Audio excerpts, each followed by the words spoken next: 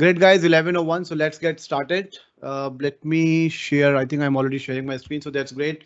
So good morning, everyone. Thanks for joining Elite CISO's weekly event, weekly webinar that we conduct every Thursday, 11 o'clock India time. So today, what we're going to talk about is we are going to check how Securonix next generation security analytics can help us stay ahead of the emerging threats. Right? To talk about this interesting topic, we have Harshil, Ajay and Umashankar joining us from Securonix, and they will cover this very interesting topic. From the agenda perspective, as you see, quick introduction and welcome from 11 to 11:05. We also have a LinkedIn contest, so I will share the rules in terms of how you can participate in the LinkedIn contest. And if you win, you will be getting Apple AirPods, right? So it's an exciting contest that we do. We had this contest in the last session as well. So I will show how the contest looks like, what all you are supposed to post on LinkedIn, and how a winning post looks like, right? So that you get a fair idea of the competition that we have. So and after that 11:05 to 11:50 we will have Securonix session. At the end, about 10 minutes we will save for Q&A.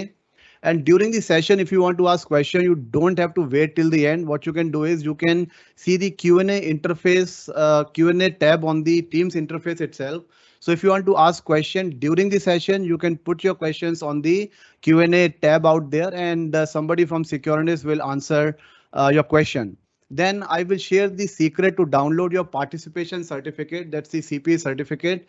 And this certificate is very important for this session because you have to post that certificate on LinkedIn if you want to participate in the LinkedIn contest. So be careful and just notice how do we download the certificate, because after the session sometime I get queries that where to download the certificate and all. So I will demonstrate how you can download the certificate as well. We will have Wheel of Fortune, and the giveaway for Wheel of Fortune is sound bar. Okay, so we have 3 sound bars as a giveaway for Wheel of Fortune. Great. So let's see how the contest looks like. What you are supposed to do is, so for participating in the contest, all you have to do is you have to go to LinkedIn and follow Elite CISO handle, follow Securonix handle, and share your learning from the session, right? Whatever in next 40-45 minutes we are going to cover in this session, you have to understand that, and then you have to share your learning from the session on LinkedIn, right? That is very important. And then tag Elite CISO and tag Securonix on your post, right?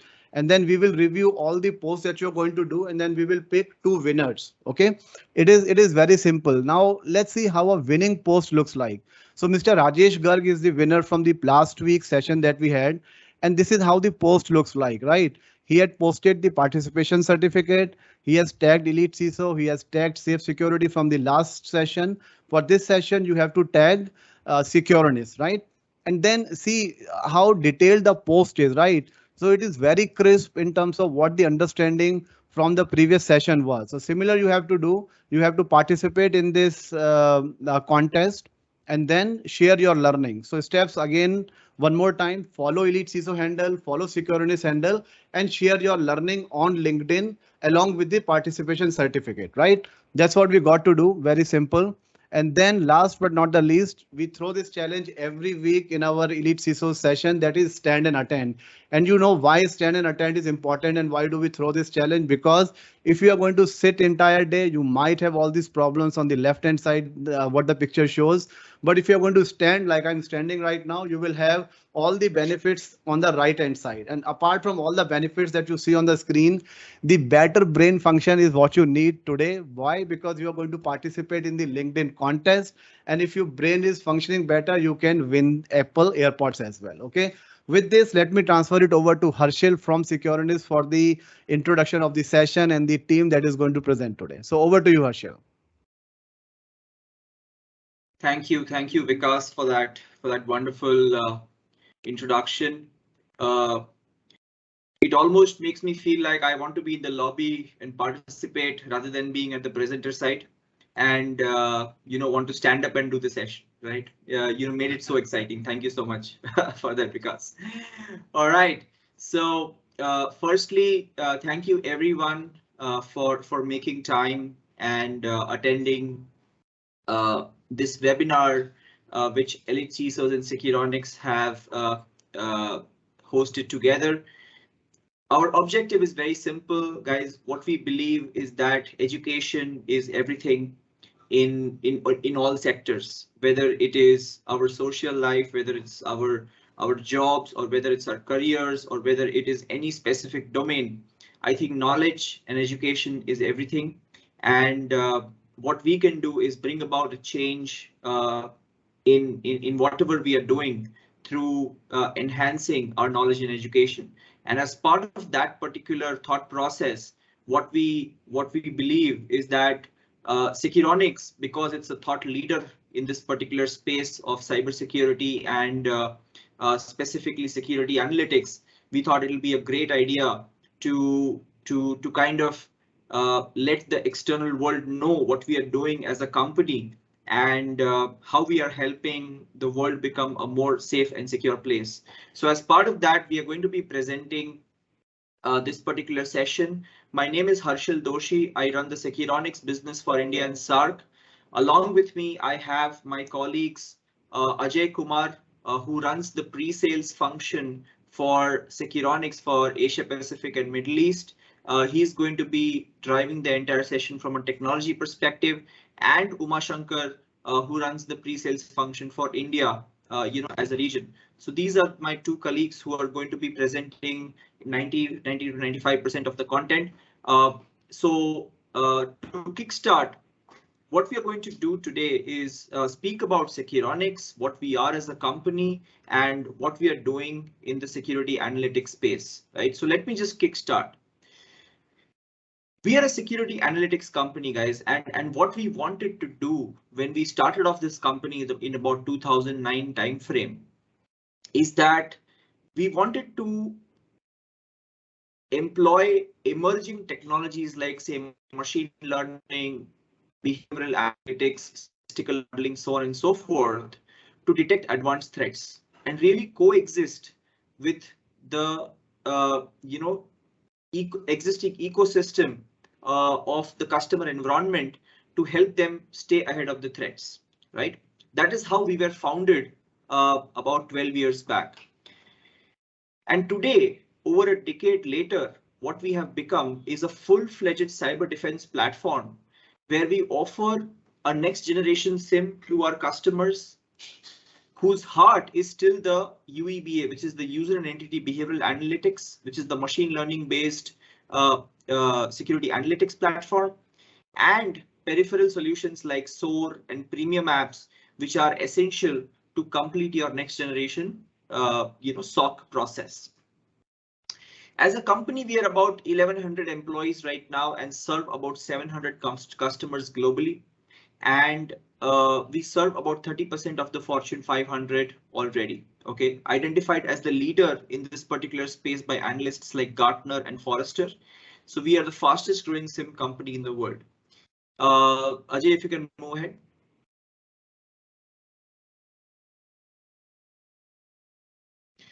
Thank you. A very exciting news which I want to share with all of you today is that Securonix just secured one of the largest round of funding about 45 days back, where Vista Equity Partners, which is one of the biggest private equity firm in the world, invested about $1 billion. If I have to convert that in Indian rupee, it's about 7,700 crores into Securonix as a growth investment. This is basically a testament to the market sentiment to how Securonix is innovating in this particular space, and also the trust that the customers have put on us as a security analytics thought leadership company. Outside of Vista Capital, we have some of our biggest partners like Verizon, Wipro, Snowflake, Capital One, so on and so forth. They have also invested in Securonix. They are our existing customers and they are our partners as well. And along with that, they have now become our investors too, right? So I just wanted to give you a perspective of a very high level perspective of what we are as a company and what we are trying to do. With this, what I'll try to do is, hand it over to Ajay for a very enlightening session on technology. And I hope you all make the best out of it. please don't hesitate to ask questions. We are here to respond to all of that, and all the best to all of you. Thank you so much. Ajay, over to you. Hey, thank you very much, Harshal.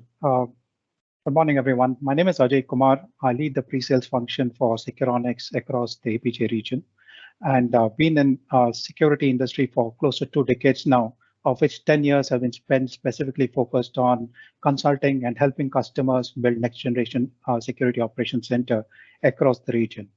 Now at Securonix, my team and I help blue teams leverage Securonix next generation SIEM and security platform to better detect and respond to emerging threats. Now, in this specific session, we are going to focus on how the Securonix next generation SIEM helps you stay ahead of threats, and what are the core technologies and features that we leverage to help you do that better. And I'm also excited that to read all your insights on LinkedIn as they come in. So please keep it coming. So I think this is something that all of us in the security industry are very familiar with. The threats are growing exponentially. If you look at the recent report by some of the industry papers, ransomware compared to last year has almost jumped 200%. If you're looking at insider threats, that's an ever-growing and ever-emerging threat. And now with ransomware, players specifically targeting or incentivizing or paying commissions to insiders to actually deploy the payload in their environment, that threat seems to be increasing, or it's not going to go away anytime soon. New trends in the industry, such as remote work, cloud, have expanded the attack surface considerably. And most of the security teams are now struggling to keep pace with these changes and trying to put together the control mechanisms to secure these sectors. And in the last 2 years, we have seen a emerging threat of supply chain or third-party risk that's seemed to be just increasing day by day as well. And along with that, traditionally, we have always had the number of vulnerabilities by almost all of the core software or infrastructure components that we use, that we are always need to keep pace with and try to help solve off. Now, all of this is having a significant impact on the security teams. Now, what are the big challenges that you have? One big challenge that we as an industry face is the siloed approach to security. Study after study has shown that every enterprise has a large number of security tools, but not enough people to actually manage and utilize these tools. A lack of integrated security solution has always been a big challenge, especially when it comes to visibility and observability of your entire enterprise security data. Adding to this challenge, the increasing IT complexity, cloud, containerization, mobile, work from home. These are all trends that have emerged in the last couple of years that have immensely increased the complexity of your IT environment and thereby the challenges in securing it. And talent has always been a big challenge. Anyone in the industry who has looked at hiring people, who's looked at trying to expand his team, always knows what a big challenge hiring for a security position can be. At the same time, the threat of or having to constantly keep yourself updated to the latest threat is something that every security professional struggles with on a day-to-day basis. Now, all this has led to what I call as the detection knowledge gap. Now, if you look at any compromise or any kind of vulnerability or any kind of attack that has been widely popularized, there's a specific time when this happens in the wild. So when I say it happens in the wild, what I really mean is that it is predominant unknown. There's not much documentation available. Most of the blue teams or the defenders are unaware of that threat, but these are being exploited by hackers, especially these elite hackers or elite elite attackers or threat groups, and especially used to compromise the network. Now, because most of the tools that you have specifically focus on indicators of compromise or having specific signatures to detect threats, this threat goes undetected for a considerable amount of time. And at some point, this becomes known, or the threat becomes publicized. The vendor acknowledges it. He publishes a patch, and this is when it is widely known in the industry. Now you have another challenge. You kind of have to now look through all your old data to figure out what exactly, where you compromised or where you any of these specific indicators of compromise as indicated by that vendor is something that you have already experienced in your environment or has been exploited in your environment. Now, adding to that complexity is the immense amount of variations of each one, each such threat that is simply turned around by various threat groups trying to now outpace the security and the signatures released by security vendors. So you now have this time, what we call the dwell time, between an actual availability of that vulnerability or knowledge of that vulnerability in the underground to the time when it is being detected. And this dwell time has been consistently increasing year on year. Currently, based on some studies that have been made recently, it can be as high as 280 days, where an attacker has compromised an enterprise and then typically tends to have a run of that industry. Now, one of the quick way of looking at it is that there are multiple mechanisms of being able to detect it early, but these do not depend on signatures. These depend on various behavioral patterns that are specific to the user's access of a system or an entity, or how the user's typical behavior patterns or an entity's typical behavior patterns or access patterns across his interest. In this case, if you see at some of the early warning indicators, you would see things such as randomly new processes being triggered, suspicious endpoint behavior, for example, like registry changes, some command control traffic. Mid-stage indicator typically tend to be things like privilege escalation. As you're aware, any attack at some point of time requires to have privilege escalation in order to reach admin level rights or reach those rights required for them to do significant damage or have some sort of control over the systems. Lateral transfer is when they specifically scan out for other hosts or other vulnerable hosts or try to move across various servers in your organization. And last stage are typically tends to be things like payload delivery or distribution. And finally, you would have the actual payload being exercised or an exfiltration attempt being made in the organization. Now, these are all specific behavioral indicators that using behavioral patterns or understanding or using behavioral methodologies can be detected earlier on.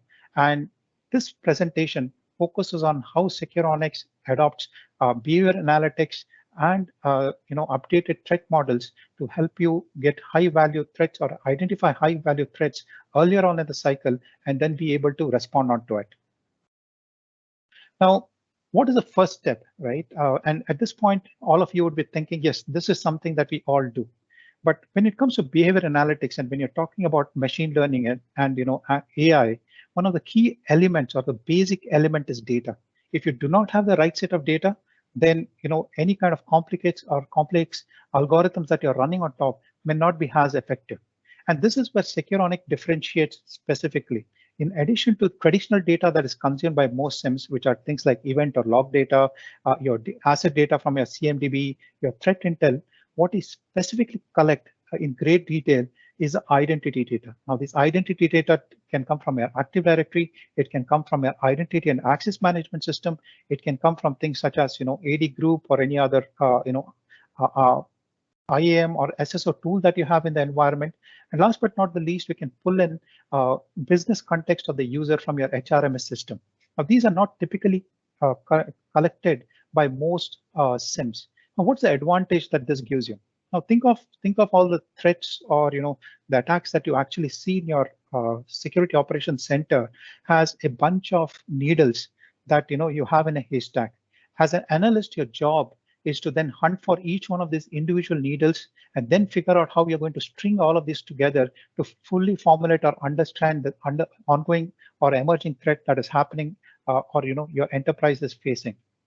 Identity is like that string that ties up all of these needles together and then helps you correlate that information and be able to distill the threat and be able to respond to that threat more effectively.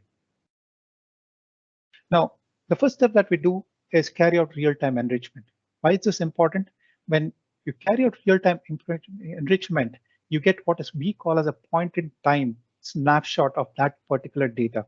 So let's say you have an incident, and then 3 months later, when you're trying to investigate that particular data, and you're trying to then tie together things such as the user's context, the location that he is from, maybe logged on from, whether he was on leave at that given point of time, whether he's badged into a system, it becomes immensely challenging.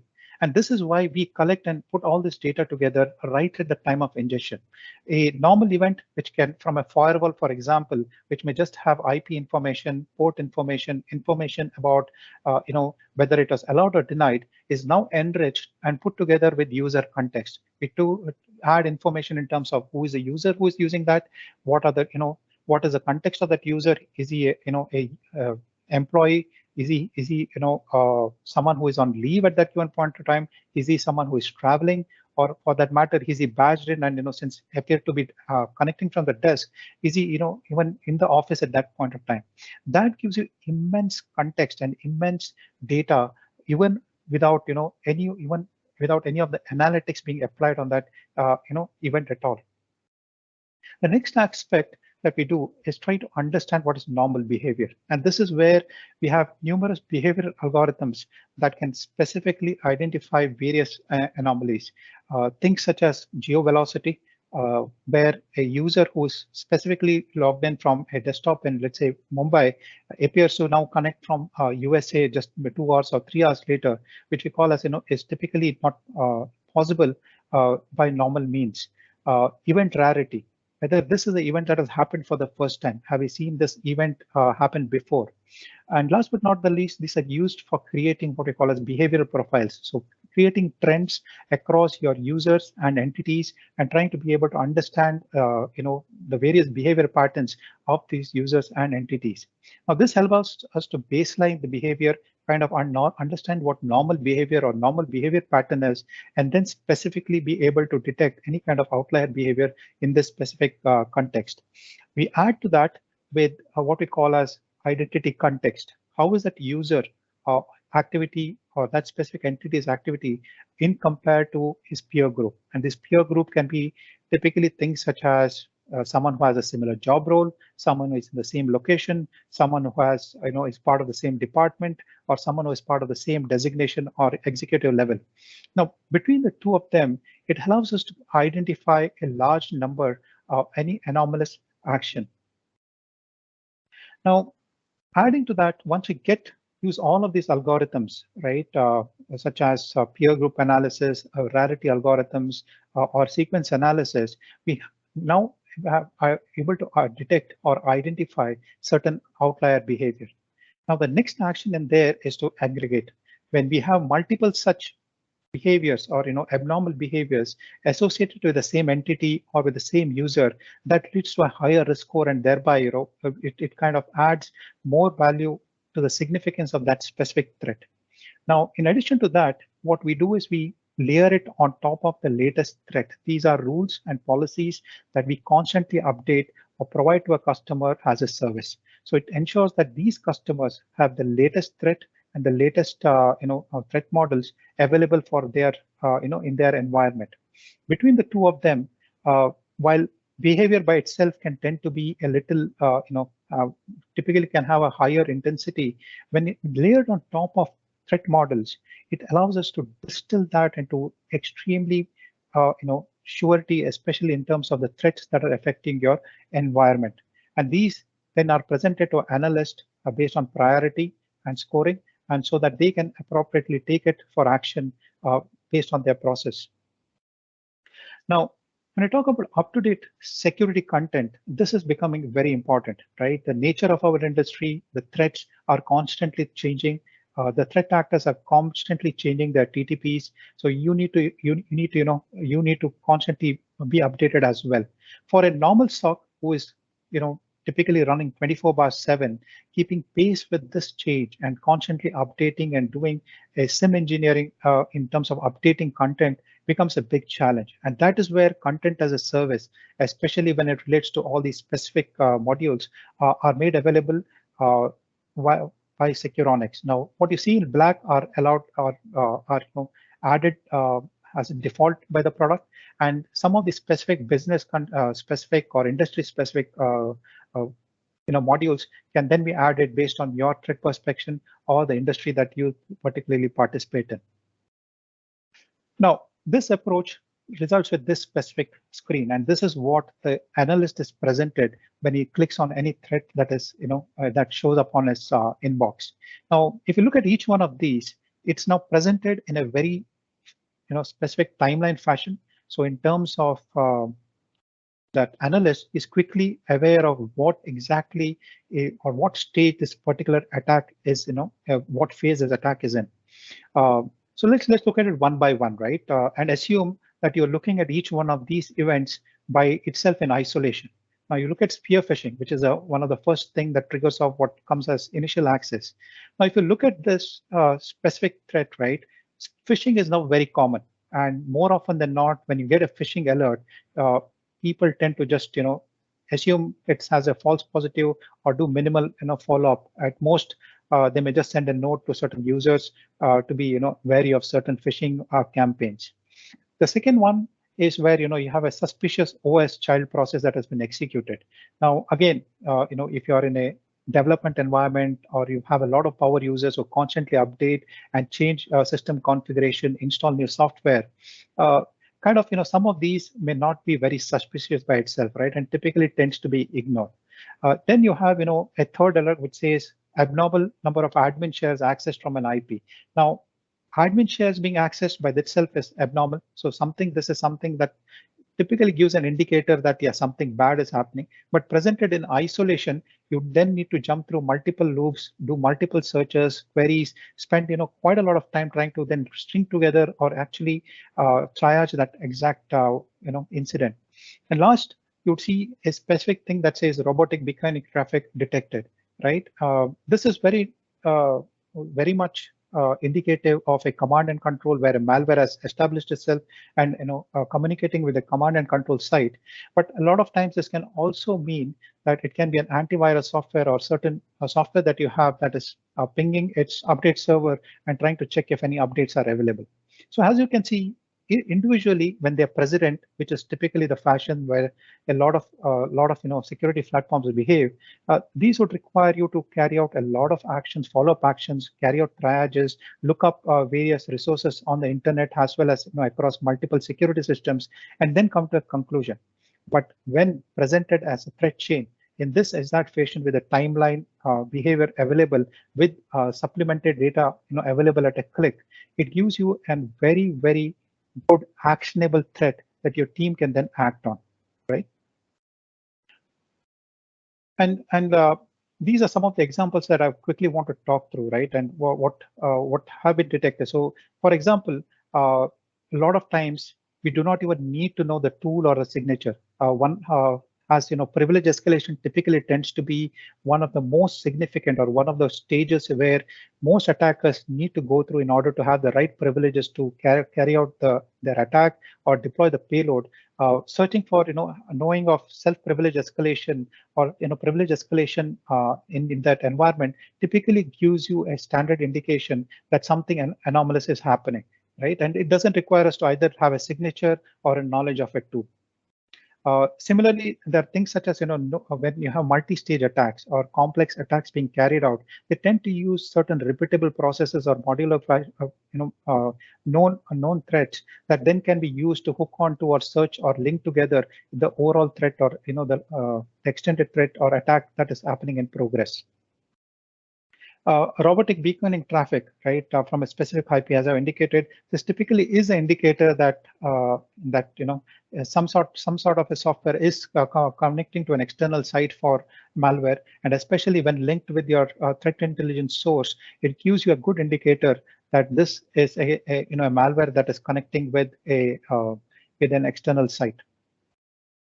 And last but not the least, the ability to stage or link together multiple such violations into one streamlined threat chain allows an analyst to easily detect or understand where the exact attack that is happening, and also be able to identify the specific stage in which that attack is currently at, so that he can take appropriate counter actions. Now, put together, I just want to put how the entire chain now works together. One, we collect data across your environment. We add a large amount of identity context specifically from your key identity, your HR, as well as your key identity and access management systems. We enrich data in real time. That gives you a point-in-time context to any of the data that is stored in the system. So when you're looking for this, whether it is just next week or 3 months, you have exact context in which that specific event was collected, and allows you to have easier analysis. We have over large number of behavior anomalies or specific behavior algorithms that then execute on that data to give you a specific understanding or specific outlier behavior that then goes through a risk prioritization process of aggregation, looking at risk booster of whether it involves an executive user or a high risk user or a specific high risk or a high value asset, and then layers it on top of a threat model to give you a very high fidelity alert in form of a threat chain. Now, this includes some adaptive learning features in the sense that as and when threats are presented and the analyst works on these threats based on his response and behavior in terms of how he proceeds with the spec, whether he decides to deprioritize it, whether he decides to immediately take it for investigation, or whether he decides to mark it as a false positive. This goes through a learning process that helps the system refine itself and then kind of identify certain threats specific to the environment that may be critical to the analyst or to the users using the platform. And last but not the least, we live in an era where we are moved from prevention to detection and response, where being able to detect early and respond in a very streamlined fashion has become very critical. And that is where our security and operations platform, response platform comes into play. It provides you with an ability to quickly push control decisions, take decisions, and push control decisions onto your targets. And this can be as simple as being able to disable a user on Active Directory, or be able to quarantine an endpoint based on the various endpoint technology that you have deployed. Now, the other thing that I would like to highlight here is we live in an era where threats are always emerging. We told you that there is a detection knowledge gap in that happens in our industry, and especially in our security operations platform. And that's the reason that a lot of organizations have taken to threat hunting as a good practice. And the capability or the quality of how you can carry out these threat hunts, or how you can search for data and then analyze the data that has been collected over the last 30, 60, 90 days is always becoming more and more important. We offer you a blazing fast search that is based on Solar that allows you to quickly search through the data that you have collected. Second, our ability to use identity as a string and as a common enrichment of identity allows you to quickly tie through or search through data using various identity attributes. Once you have identified if a certain user is risky or an entity has is demonstrating a risky behavior. Now, add to that, when you have large volumes of data, sometimes just reading through hundreds of lines of text is always a challenge. So right on our search interface, which is called a spotter, you now have an ability to quickly run statistical analysis. Now, so you can have link analysis, or you can carry out pie charts or graph or bar charts that help you quickly visualize the data and help you identify outlier behavior in a visual fashion. And last but not the least, when you want to have a quick report shared with either with key stakeholders, right from the search index, you can generate ad hoc reports based on the query that you have executed, and then share it and make that available to your team. In terms of insights and another key aspects, whether it is your executives or whether it is an analyst on the day, it's always good to have a visual representation of the data that is collected that can give you a quick view of what is happening in the last 24 hours when he's probably not been in office, or what happened in the last week, what is the trends for the last week, similarly for the last month, and so on. Right? Data insights are a powerful capability that allows you to use the same spotter search queries to build insights or build custom dashboards, so that right at the start of the day, or when you need that information, you have a dashboard that is available with the kind of details that you or your management, or based on the kind of attack environment that you are working in, you have the data immediately available. Similarly, a report is fairly streamlined. You can use the data and develop both out-of-the-box reports that are available to various compliance standards, as well as any custom reports that you may require based on, again, your industry and your organization's requirement. With that, I just want to highlight another interesting fact, right? What typically happens when you look at any vulnerability is that there is always a time, and in this case, I'm just going to speak through a recently discovered vulnerability, which is log4j. So what happened when log4j was discovered is that there was a time where certain vendors acknowledged that there is an issue. They issued public notifications to the community, as well as released a patch.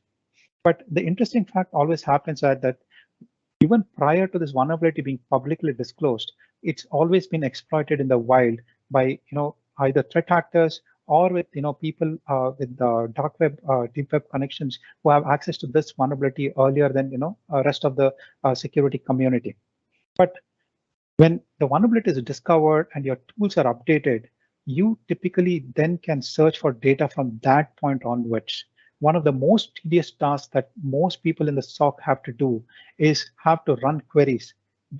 Have to try to figure out whether these vulnerability was available or or something that was exploited in their environment in the prior 7 days, 10 days, or even month, sometimes even months altogether. Right, and which means that you as an analyst now need to go to multiple blogs, need to have multiple threat intelligence sites, extract indicators of compromise or various keywords, and then run this search in your environment, which is a tedious process. A lot of studies have actually said that up to 32 to 40 hours in an average SOC analyst is actually spent carrying out this kind of activity. And this is why Securonix has come out with what we call as an autonomous threat sweep. Now, autonomous threat sweep is an intelligent bot that constantly is looking for a curated threat intelligence provided by Securonix. It extracts various indicators and observables, and then specifically then runs or executes these queries in your environment. And these can be for a certain near past, so that you have a quick understanding of where you stand to a just recently discovered vulnerability or to a malware family, right? And what this allows you to do is automate a very tedious task that is done by many people in the SOC, and immediately, in case there are certain discoveries been made as a part of this search, it is immediately reported back to you as a part of a seamless, as a part of an violation or as a part of an alert on your console. So this helps automate a very tedious task and allows your analyst to then focus on either responding to these threats or then better tuning your environment to search for emerging threats via threat hunting exercises. So last but not the least, the response is also becoming very important. You need to have an ability where you can take the threat that you've just detected and have a standard playbook or a methodology in which how you're going to respond to these threats. And that is exactly what the security operations and response platform provides. And what it allows you to do is via integrations and playbooks allows you to streamline and standardize your response to various threats, and then quickly ensure that this is carried out as soon as possible, rather than having to interact with multiple systems or having to raise a ticket or raise a IT ops system and then try to action it, which is typically time consuming. Using the security operations and response platform, you now have a mechanism to just from the same interface push control decisions so that you can stop an attack in its tracks and then be able to control it or mitigate it based on your the threat that is being experienced. So just to sum up, what I want to say is that Securonix provides you with a unified next generation security analytics platform. One of the key aspects of this is we use a common data model. So regardless of what are the modules that you're using, whether it's a SIEM, a UBA, or an XDR, all leverage on a same data and analytics model. And having a modular architecture allows us then, not only add constant features like the advanced threat sweep, autonomous threat sweep that I just spoke about, but also build on features that are very much required by our security operations, such as a SOAR, or add on threat intel, or add on various premium apps, so that you can then leverage or make the best use of this platform. So with that, I'll hand over to 𝐻𝐴 so that he can run you through a quick demo. Thanks for that, Ajay. It was a pretty interesting session. Let me quickly share my screen and have a quick demo of what we just discussed. And if we have enough time, we will take up the Q&A. And there are quite a few questions on the Q&A. I think a couple of them posted on chat. Please post all your questions on under the Q&A box. We'll try to answer as many as we can before we come to the close of the session. Okay. Let me just share my screen. Are you folks able to see my screen? Yeah, we can see it. The security command center, is that what it is? Yeah, that's what we see. Thank you. Okay, fantastic. Thank you so much. Okay, so let me start by introducing you to our UI. And this is the landing page of our platform, also known as the Security Command Center, which gives you some of the key observables on the screen for you to look at. And of course, some are pretty much high focus, high fidelity alerts, and some are just some indicators for you to look at in as I would say a medium priority. So let me start by first talking about the capabilities of the multi-tenancy. So today, if you want to bring in multiple businesses onto a single UI and business units, you can do that using our multi-tenant platform. And as you see here, there are about 3 different tenants here. And what you see in the middle of the screen are some of the key observables. Now, the first one, which is risk-based, is the top violators. Now here, if you see, there are different users listed with a risk score. Now, of course, these can be entities as well. However, in this case, these users have been enriched with the Active Directory. Hence, you see the first and last name and also the associated risk score with each of the users. Now, once I click on any of the users, it gives me a timeline of what all different activities which the user has participated in. In some cases, if you see, it can be an account like 1012. I don't know what is, who is 1012, but since we do real-time enrichment, I'm able to associate this 1012 to Joe Kellington in real time, right? Similarly, it can be a host name, it can be an email account, it can be a proxy account. In real time, we associate all these different entities with the actual user and additional attributes from the Active Directory for you to look at, right? So this risk score is an aggregated risk of what all different violations which the user or entity of the user participated in. So that's basically a brief on the top violators. Then we have an interesting widget, which is the top violations. Now, these are the individual or silo incidents which have been detected based on the content which you have enabled or content which you have written as a part of the detection engineering, right? Now, what you see here are some of the output or violations of machine learning algorithms, like, for example, potential email to self, port scan observed, etc., etc. Now, these are, again, I call them observables because these may not be always a true positive, because there is some element of, I would say, a false positive when it comes to behavioral learning. Hence, we use the threat models, which Ajay was discussing in detail. Now, these threat models are what are the most important piece in the overall platform, because these bring in multiple violations associated with a threat chain, and these are configurable, can be customizable, and we have several such out-of-box threat models available for you to reuse, right? Now, one of them, I'm going to go through one of them, which a similar one which Ajay had presented, is a 𝐶𝐴RBAC APT, which is one of the most well-known remote backdoor exploits of the past, predominantly targeting the financial industry. Now what you see here, once I click on the thread, is a description including the different techniques mapped to the MITRE. So we also mapped most of our content to the MITRE TTPs. Hence, it's easy for you to also understand what techniques are being used and what remediation actions you can perform the moment you detect a certain type of a technique. Now, if you see here, this particular threat is mapped to a user, which means this user was associated when this threat occurred. Now, in some cases, it can be an insider where some internal user is doing a fishy activity. In some cases, it can be a victim who has been targeted by a attacker. Right now, what you see once I click on the user is a detailed description of the attack, right? And of course, the different stages which this attack has gone through.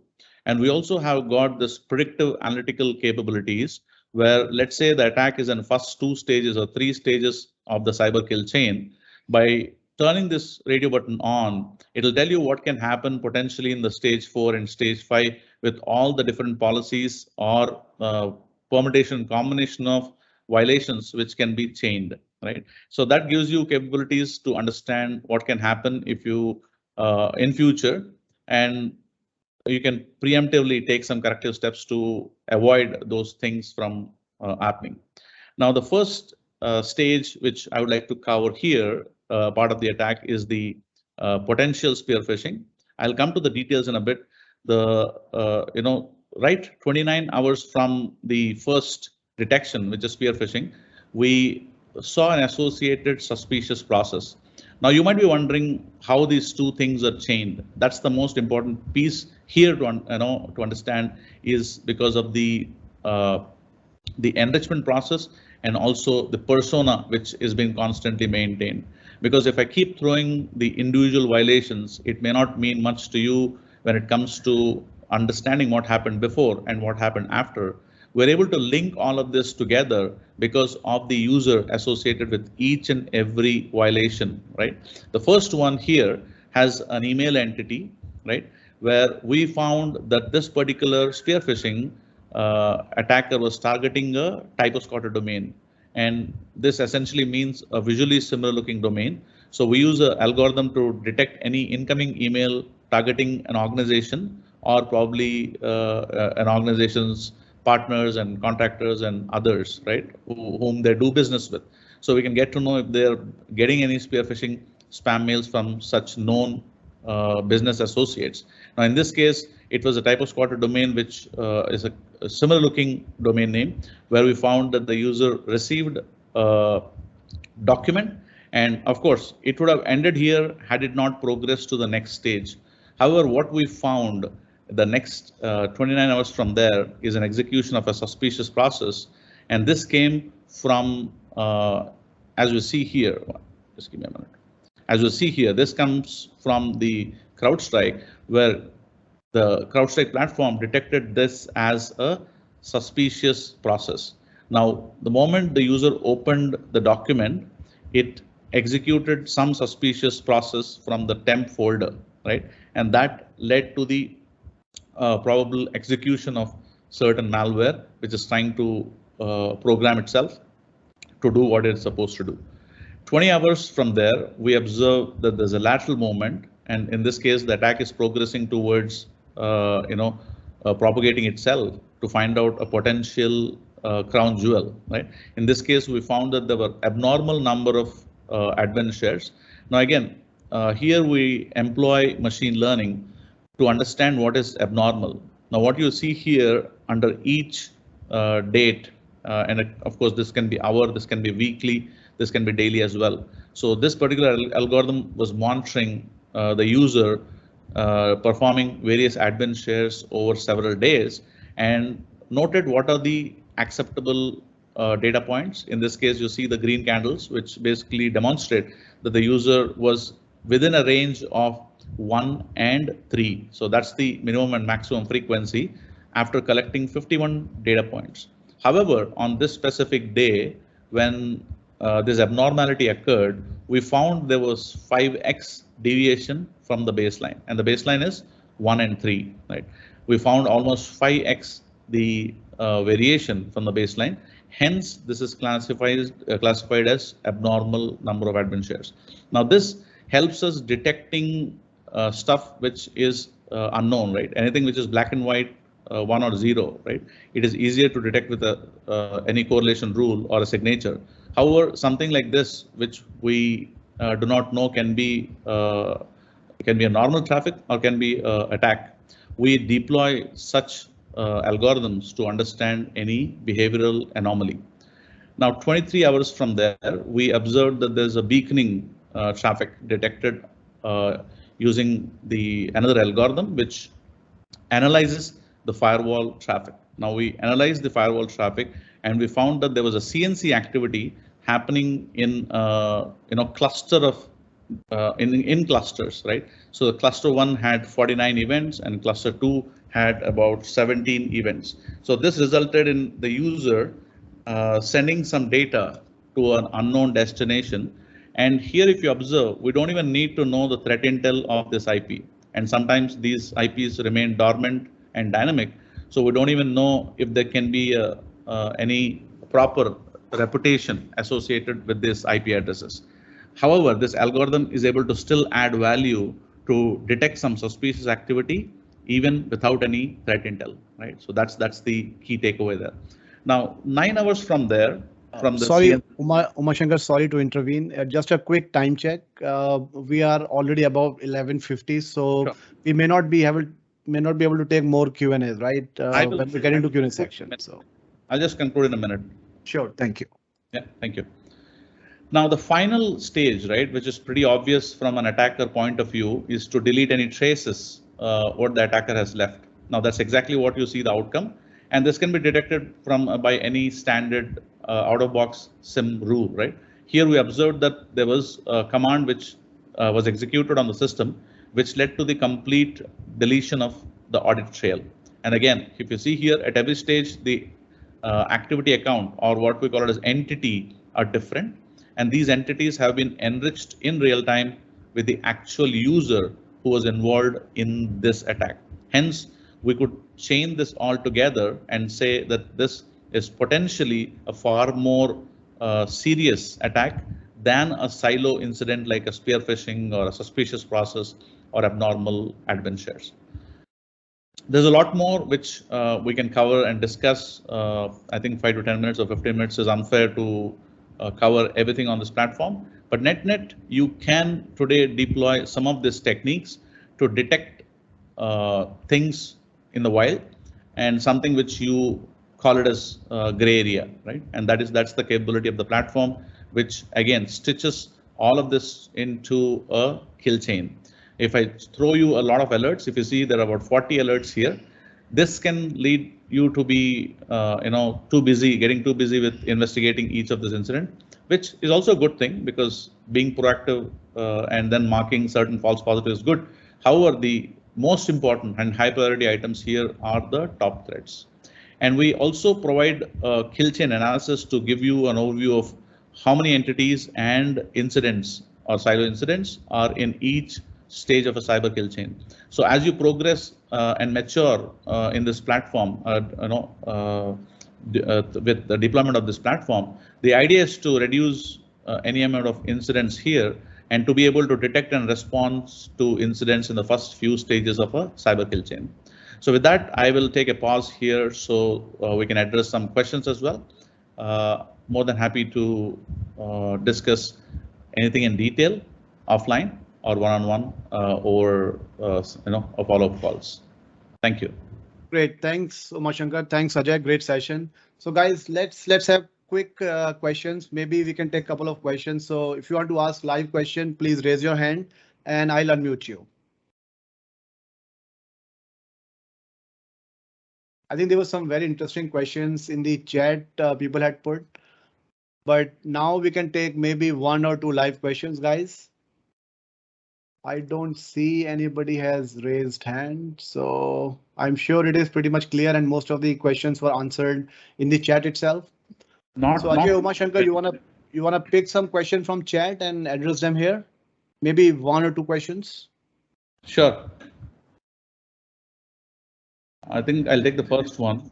maybe Ajay can go for the second one. How accurate alerts are provided and how do you eliminate the false positives? Also explain how to build confidence if AV firewall is showing suspected but is not able to clearly advise if it's a genuine alerts. Yeah, I think I just covered that in the form of a threat chain. So the point is to be able to deploy this machine learning algorithms and to bring contextual relevance by stitching these incidents together and find any common context and associated timeline of what happened before and what happened after. And a potential cyber threat of an example which we discuss now is highly unlikely a false positive. Very, very highly unlikely. Thank you.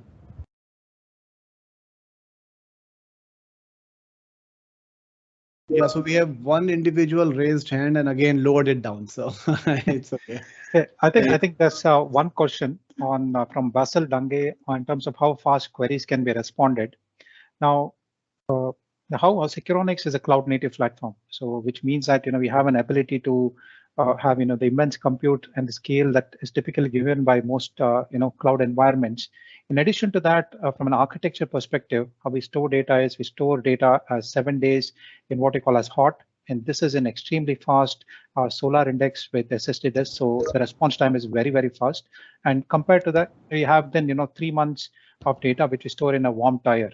Now, overall, we have had very good experience with analysts, especially response from analysts when they leverage our platform to carry out threat hunting and kind of look for incidents across the watched volumes, 3 to 6 months of data. But if you want specific statistics, please reach out to me separately, and we can discuss that further. There is an interesting question on GDPR. Announcing top violator can be against the spirit of GDPR. That's a very good one. Yeah, I mean, we are pretty conscious of that. For the demo purpose, of course, we have shown the details of each user. There is a certain functionality called data masking, where you can actually mask the complete identity of the user, and only the DPO, the data privacy officer, can be given access to actually unmask and find out the actual user. And this also helps you in having an unbiased investigation in case your friend is involved in certain violation or threat. Sometimes your investigation can be biased. So it's an interesting functionality to explore to even circumvent that. Yep. And just adding on to that, right? Specifically, we have a very rich Rbac model. So if you have a multi-department, multi-geo kind of organizations, you can segregate access and ensure that only people or analysts responsible for a certain department or a certain geo have access to that data. And in addition to that, with the masking feature that we provide, I think we can help your organization comply to GDPR regulations, or especially in terms of not revealing or ensuring privacy of your monitored users as well as resources. Perfect. I don't think we can take more questions. It's already 11:58. So great session, Ajay. Great session, Umashankar. Great demo you had shown. So guys, what you see on the screen is the participation certificate, and you will need this certificate for your LinkedIn contest as well. So pay close attention in terms of how you can download this certificate. So to download the certificate, go to EliteCISO's website, click on events, click on upcoming events, and you will come to this page. Click on CP certificate. Once you click on it, this will take you to a Google form. Put your email address over here where you need the certificate. Put your full name, and the password or secret to download the certificate is checkpoint. Okay, it is one word, checkpoint. Why checkpoint? Because as I mentioned initially, every week we conduct these elite knowledge sessions on Thursday 11 o'clock. So next week we have a session with checkpoint. So registrations are open. You can go ahead and register for it as well. That's how you can download this certificate. And to participate in the LinkedIn contest, I had already explained the rules initially. If you want to see it one more time, here it is on the screen. All you have to do is you have to follow EliteCISO and Securonix handle on LinkedIn, and then post your learning from the amazing session that Ajay and what's the name? So Umashankar has presented, right? So put your learning on LinkedIn and then tag EliteCISO and Securonix. That's it. We will review your post and then we will announce 2 winners for this competition. And the giveaway for the competition is Apple AirPods. Okay. Now, last but not the least, the Wheel of Fortune that we spin in our every session. So what you see right now is about 360 people who had registered for this event. So all 360 people are here on this wheel Wheel of Fortune. I will spin it. If your name comes, go to the chat and say yes, you are there in the session, and we will get a nice soundbar delivered to you. Now I will run it in two parts. One is for everyone who registered, and second would be for the folks who liked our post on LinkedIn, right? If you support EliteCISO on LinkedIn, we do a separate Wheel of Fortune for our friends, right? Those who support us. Great. So I'm going to spin it now. If your name comes, go to the chat and say yes. So the first winner is Jatin, Mr. Jatin Kumar. So Jatin, if you are there in the session, go to the chat and say yes, you are there. And Ajay, could you please monitor the chat for me if possible while I'm spinning it? Sure. Did anybody say yes, or did Jatin say yes? Yeah, Jatin has responded. Awesome. Awesome. Great, Jatin. Congratulations. So I'll connect you offline and we'll take your address for delivery. Now I'm going to delete all the names from this Wheel of Fortune, and I'm going to put only the people who like the LinkedIn post. And we have two giveaways for this Wheel of Fortune. Again, soundbar. So let's see who the second one is. First one is already gone. So we have three giveaways in total. So the second one is Rajan Arora from Delhi chapter. Congrats, Rajan. If you are there in the session, go to the chat and say yes. Ajay ji, if you could please monitor the chat for me. And I am going to spin it for third one now. Great. And the third one goes to Commander Sanjeev Singh from Birlasoft, again, member of Delhi chapter. So do we have both of them in this session or not? Let's see. Yeah, we have response from. I think we have response from Rajan.